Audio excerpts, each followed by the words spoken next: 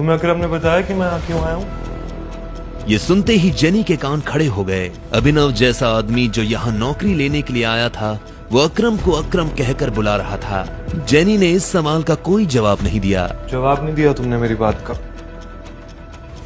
Jenny ने जिस तरह से सॉरी कहा, अभिनव को समझ आ गया था कि वो उसे पसंद नहीं करती थी। जेनी ने इतने में अपनी टेबल पर रखा एक पेपर उठाया। उस पेपर पर उन नौकरियों के नाम लिखे थे जो अभिनव कर सकता था। अभिनव कौन सी नौकरी करना चाहता था, ये अधिकार भी अकरम ने ही उसे दिया था। ये इस पे स्टार्स क्यों बने हुए हैं? इन पोजीशंस पर पहले से कोई ना कोई काम कर रहा है, तो ये पोजीशंस खाली नहीं है। तुम चाय लेना पसंद करोगे या कॉफी? मैनेजर की पोस्ट चाहिए मुझे। लेकिन मैनेजर की पोजीशन पर पहले से स्टार बना हुआ है। पता है मुझे। तो जिस पोजीशन पर कोई पहले से बैठा हुआ है, तुम उस पोजीशन पर कैसे बैठ सकते हो? तुम क्या उस एम्प्लॉय को कंपनी से बाहर निकलवाना चाहते हो? मैंने ऐसा कुछ नहीं कहा। तुम मुझे ये बताओ कि ये लिस्ट मुझे किसने दी? तुमने? हाँ, लेकिन जेनी, देखो, इसमें मेरी कोई गलती नहीं है। तुमने मुझे लिस्ट दी और मैंने अपने पसंद की पोस्ट चूज कर ली। अब आगे क्या करना है वो तुम। वो जो मांग रहा था सोच समझ कर मांग रहा था। वैसे तो पूरी कंपनी ही उसकी थी। वो जल्द से जल्द इसे संभालना चाहता था। ठीक है मिस्टर अभिनव, मुझे आपकी कुछ जानकारियों की जरूरत पड़ने वाली है। कल से आपका ऑफिस शुरू हो जाएगा। Perfect, thank you. लेकिन मोंटी के आ जाने से पहले वो ऐसा कुछ नहीं कर सकता था। ऐसे में उसने मैनेजर की पोस्ट ही मांग ली थी ताकि वो अनन्या और उसके माता पिता के सामने अपनी काबिलियत साबित कर सके। सनी को अभी भी समझ नहीं आ रहा था कि आखिर अभिनव वहां क्या लेने आया था। उधर अभिनव को लगा कि अब कल से नौकरी पर जाने के लिए उसे नए कपड़ों की जरूरत पड़ने वाली है।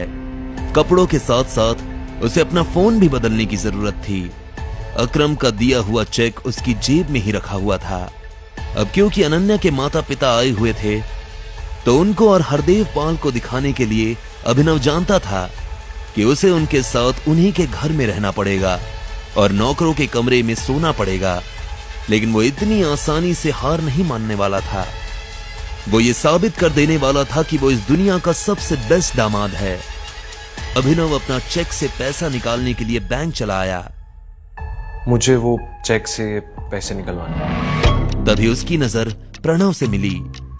प्रणव उन लोगों में से था जो अभिनव की गरीबी का मजाक उड़ाया करता था। अरे देखो तो कौन आया है। प्रणव खुद एक बैंकर था। वह अरबपति तो नहीं था, लेकिन उसके पास अच्छी खासी दौलत थी। वह अभिनव को इसलिए जानता था क्योंकि अभिनव अक्सर इस बैंक में डिलीवरी के काम के लिए आया करता था। हालांकि वो दिखने में अभिनव के आगे कुछ नहीं लगता था, लेकिन उसमें और अभिनव में एक ही फर्क था, गरीबी का। चेक से तुम्हें पता है ना, इस बैंक में चेक से पैसे निकालने के लिए सिर्फ और सिर्फ बड़ी रकम निकाली जा सकती है। मेरा रकम बहुत बड़ा है, इसलिए यहाँ पे निकल भी नहीं पाएंगे, इसलिए मैं मैनेजर से मिलना चाहता हूँ। तुम्हें इसकी जरूरत नहीं पड़ेगी। बताओ चेक मुझे। प्रणव ने बिना देखे अभिनव और बाकी लोगों की आंखों के सामने चेक फाड़ दिया। अबे दिमाग खराब है क्या तुम्हारा? ये क्या किया? सिक्योरिटी, इस आदमी को बाहर निकलवाओ यहाँ से। फर्जी चेक लेकर बैंक में आता है, बैंक वालों को बेवकूफ समझता है। पुलिस बुलाकर अभी अंदर करवा दूंगा तुझे। लेकिन जैसे प्रणव और बाकी लोगों को अभिनव को इस हाल में देखकर बड़ा मजा आ रहा था। क्या हो रहा है? यह आवाज और किसी की नहीं बल्कि बलराज की थी। उसने अभिनव को दूर से ही पहचान लिया था। बलराज को देखते ही अभिनव की जान में जान आ गई। अब कोई उसका कुछ नहीं बिगाड़ सकता था। सॉरी सर, मुझे पता नहीं था आप यहाँ इस तरह आ जाएंगे। मैं तो बस इस आदमी को फ्रॉड करने से रोक रहा था। छोड़ दो इसे। अभिनव चुपचाप बलराज के पीछे चला जा रहा था।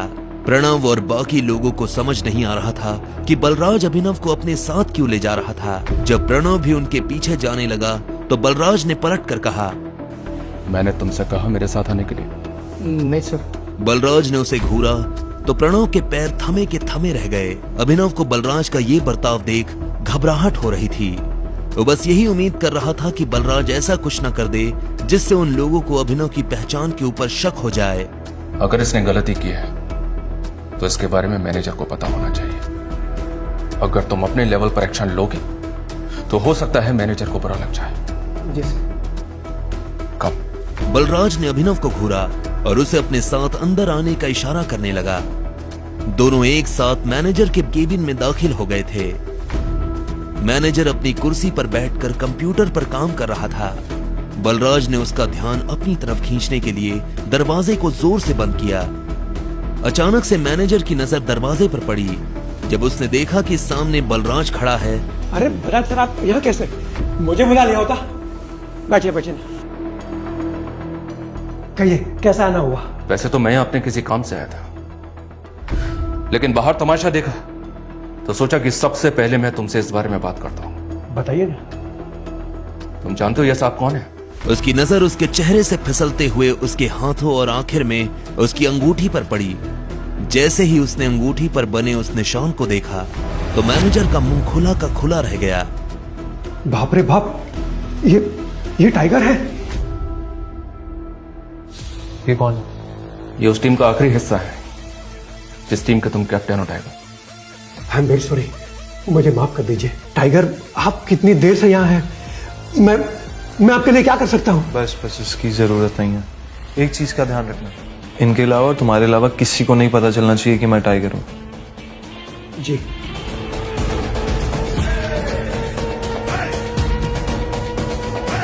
टाइगर, आपको देख के बहुत अच्छा लगा।